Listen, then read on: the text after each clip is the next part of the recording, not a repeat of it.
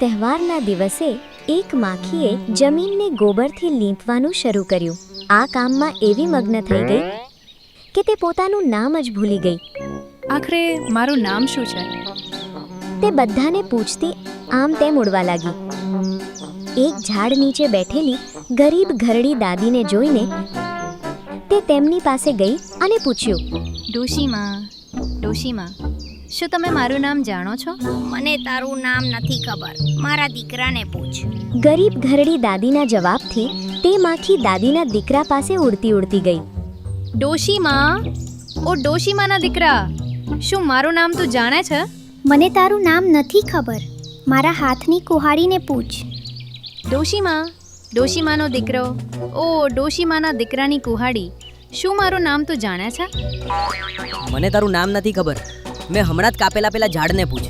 કુહાડીના જવાબથી તે માખી પેલા ઝાડ પાસે ઉડતી ઉડતી ગઈ. ઝાડના જવાબ આપ્યા પછી ડોશીમાનો દીકરો, ડોશીમાના દીકરાની કુહાડી, કુહાડીથી કપાયેલા ઝાડ, શું તું મારું નામ જાણે છે? મને તારું નામ નથી ખબર, મારી ડાળી પર બેઠેલા પંખીઓને પૂછ. તે માખી ઝાડની ડાળી પર બેઠેલા પંખીઓ પાસે ઉડતી ઉડતી ગઈ. ડોશીમાનો દીકરો, ડોશીમાના દીકરાની કુહાડી, કુહાડીથી કપાયેલા ઝાડ, ઝાડ પર બેઠેલા પંખીઓ, શું તમે મારું નામ જાણો છો? અમને તારું નામ નથી ખબર, અમે જ્યાં પાણી પીએ છીએ એ તળાવને પૂછ. પંખીઓની વાત સાંભળીને તે માખી પેલા તળાવ પાસે ઉડતી ઉડતી ગઈ.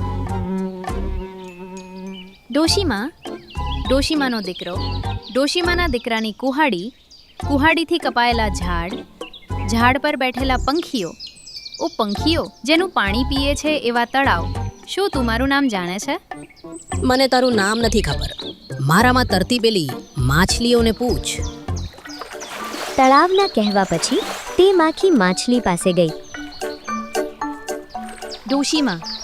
ડોશીમાનો દીકરો, ડોશીમાના દીકરાની કુહાડી, કુહાડીથી કપાયેલું ઝાડ, ઝાડ પર બેઠેલા પંખીઓ, પંખીઓએ પીધેલું તળાવનું પાણી, પાણીમાં તરતી માછલી, શું તું મારું નામ જાણે છે? મને તારું નામ નથી ખબર, મને પકડવા કિનારે ચાલતા પેલા બગલાને પૂછ. માછલીના જવાબથી તે માખી ઉડતી ઉડતી પેલા બગલા પાસે ગઈ.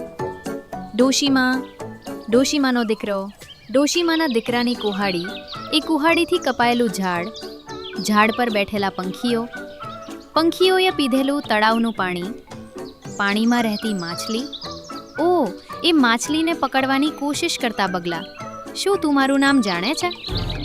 મને તારું નામ નથી ખબર, ભસીને મને ડરાવતા પેલા કૂતરાને પૂછ. બગલાની વાત સાંભળીને તે માખી ઉડતી ઉડતી પેલા કૂતરા પાસે ગઈ.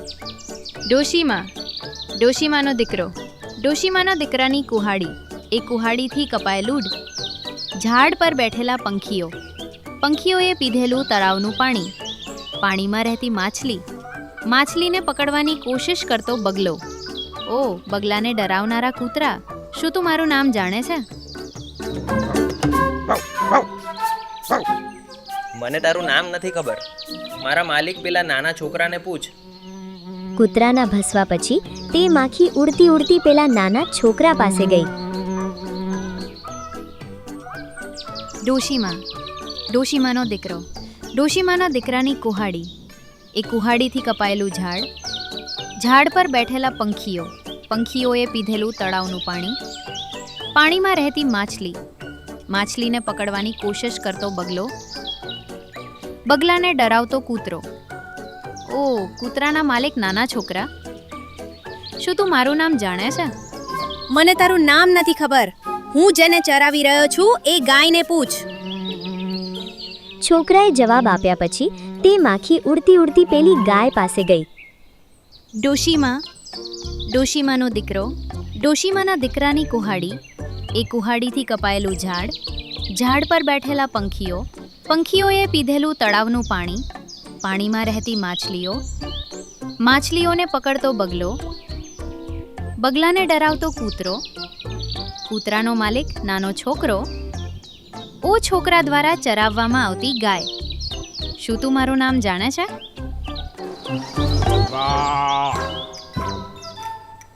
મને તારું નામ નથી ખબર.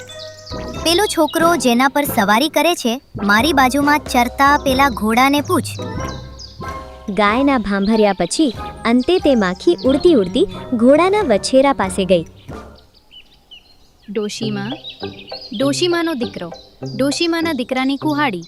એ કુહાડીથી કપાયેલું ઝાડ પર બેઠેલા પંખીઓએ પીધેલું તળાવનું પાણી, પાણીમાં રહેતી માછલીઓને પકડતો બગલાને ડરાવતો કૂતરાનો માલિક નાનો છોકરા દ્વારા ચરાવવામાં આવતી ગાય, નાના છોકરાની સવારી વાળા ઘોડા.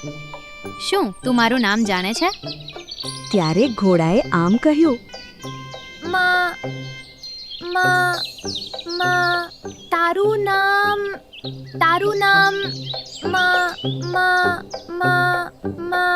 આ સાંભળીને માખી, ઓહો, તે એકદમ સાચું કહ્યું. મારું નામ માખી છે. ઘોડાના વછેરાની હકલાતી વાતો સાંભળીને માખીએ ખુશીથી બૂમ પાડી અને પછી તે માખી ખુશી ખુશી ઉડતી પોતાના ઘરે પાછી જતી રહી.